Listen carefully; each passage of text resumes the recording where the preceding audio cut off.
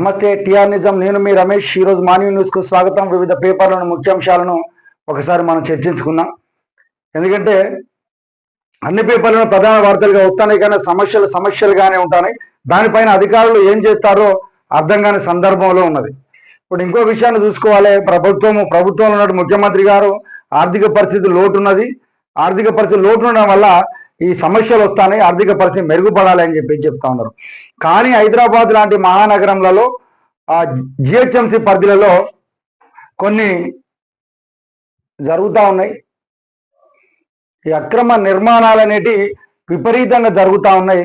కానీ అధికారులు, జిహెచ్ఎంసీ కమిషనర్లు కానీ, దానికి సంబంధించిన టౌన్ ప్లానింగ్ అధికారులు కానీ ఏం చేస్తారో అర్థమైతలేదు.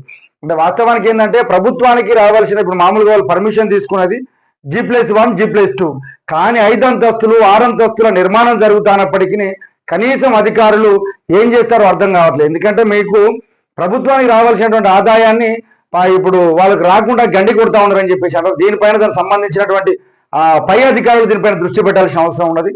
ఎందుకంటే హైదరాబాద్ నగరాలలో ఉపాధి కోసం చాలా మంది వ్యక్తులు ఇక్కడికి వస్తా ఉన్నారు. వాళ్లకు వీళ్ళు అక్రమ నిర్మాణాలు చేసి వాళ్ళకి అధికారులకు ముడుపులు ఇచ్చుకుంటూ వీళ్ళు ఎవరైతే వివిధ ప్రాంతాల నుంచి ఉపాధి అవకాశాల కోసం వస్తున్నారో వాళ్ళపైన వాళ్ళకు రెంట్ల భారం అనేది విపరీతంగా పెంచుతూ ఆ భారాన్ని అంతా వాళ్ళపైన వేసి వీళ్ళు ఆర్థికంగా లాభపడుతున్నారు. ప్రభుత్వం రావాల్సినటువంటి ఆదాయం రాకుండా వీళ్ళు లంచాల రూపంలో అధికారులకు ఇస్తున్నారని చెప్పి అభియోగాలు జరుగుతూ ఉన్నాయి. ఈ పేపర్లలో వస్తూ ఉన్నాయి. నిన్న ఈ రోజు కూడా హైదరాబాద్ పేపర్లో పెద్ద వార్తగా ఇచ్చిండు. పెద్ద అక్రమ నిర్మాణాలు జరుగుతున్నాయి, వ్యవస్థ అంతా నాశనం అవుతా ఉన్నది, ప్రభుత్వానికి రావాల్సినటువంటి ఆదాయానికి గండి కొడతా ఉన్నారు. కానీ ఇక ప్రభుత్వంలో ఉన్న కమిషనర్లు ఏం చేస్తారు అని చెప్పేసి అడుగుతా ఉన్నారు. నిజమే కాదా ఆలోచన చేయాలి కదా. ఏమనంటే బెదిరింపులకు పాల్పడతా ఉన్నారు. ఎట్లా రాస్తారా అని చెప్పేసి అంటారు, ఎట్లా చెప్తావా అని చెప్పేసి అంటారు. ఇది కరెక్టేనా? ప్రభుత్వానికి ఇప్పుడు మీకు ఉద్యోగం జీతం రూపంలో తీసుకుంటా ఉన్నారు, కానీ ప్రభుత్వానికి రావాల్సిన ఆదాయానికి గండి కొట్టి మీరే లంచాల రూపంలో తీసుకుంటారని చెప్పేసి అభియోగాలు ఆ పేపర్లో రాస్తా ఉన్నారు. మరి దీనిపైన ప్రభుత్వ పెద్దలు దృష్టి సారించాలి. చూడండి, ఎక్కడ పోయినా మీకు కంటికి కనపడతా ఉంటాయి పెద్ద బిల్డింగ్లు 5 అంతస్తులు 6, 7 అంతస్తులకు కూడా నిర్మిస్తున్నప్పటికీ కనీసం వీళ్ళు పట్టించుకుంటలేరని చెప్పేసి అంటా ఉన్నారు. దీనిపైన ప్రభుత్వం ఎప్పటికైనా ఆలోచించి అక్రమ నిర్మాణం అరికట్టాల్సిన అవసరం ఉంటుంది. ఇంకోటి ఆ రెంటల్ పర్పస్ లో కూడా ఒక ఆలోచన చేయాలి. ఎందుకంటే సామాన్య ప్రజలు హైదరాబాద్ లాంటి నగరాలకు వచ్చేసి ఏదో ఉపాధి అవకాశాలు ఉన్నాయి కదా అని వస్తే వాళ్ళు చిన్నగా పని చేసుకుంటే ఆ రూమ్ రెంట్లకే పోతా ఉన్నది. నిజంగా ఆ రూమ్ రెంట్లలో మన జిహెచ్ఎంసీకి ఎంత రూపంలో కడుతున్నారు, వీళ్ళకి ఎంత రూపంలో లాభాలు వస్తాయని ఆలోచన చేయాలి. ఎందుకంటే వాళ్ళు బతకడానికి అక్కడ ఉపాధి అవకాశాలు లేక ఇక్కడికి వస్తేనే వాళ్ళకి రెంట్ల రూపంలో పోతుంది.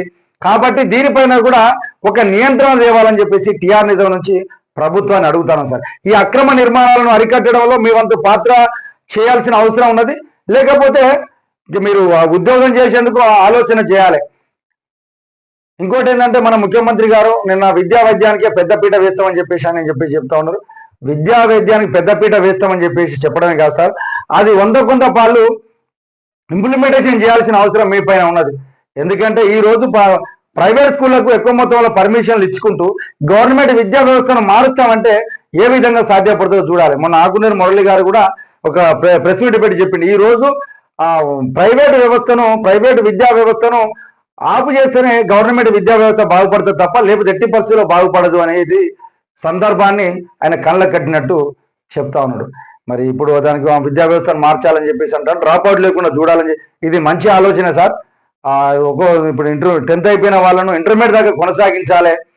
దాంట్లో యంగ్ ఇండియా స్కూల్స్ డెవలప్మెంట్ అది కూడా ఒక భాగంగా తీసుకుంటామని చెప్పేసి అంటాడు. ఇది సూపర్ పరిణామంగా చూడొచ్చు సార్. నిన్న జరిగినటువంటి ఆ కంపెనీ పేర్లలో చనిపోయిన బాధితులకు ఒక్కో కుటుంబానికి ₹1,00,00,000 ఇస్తామని చెప్పేసి పరిహారం ఇస్తామని చెప్తారు. కానీ సరే పాపం ఎవరు చేస్తారు? దానిపైన క్షేత్రస్థాయిలో పరిశీలన చేయాలి. ఎందుకు ఇంత పెద్ద అగ్ని ప్రమాదం జరిగింది, ఆ లోపం ఏంటిది అడిగడలు. ఎందుకంటే ఈ ప్రాణాలు పేదల ప్రాణాలే కదా, మాకెందుకని ఆలోచన లేకుండా వాళ్ళపైన నిజంగా చర్యలు తీసుకోవాలి. ఎందుకంటే మళ్ళీ ఏ కంపెనీ కూడా ఇలాంటి చేయకుండా జరగాలి.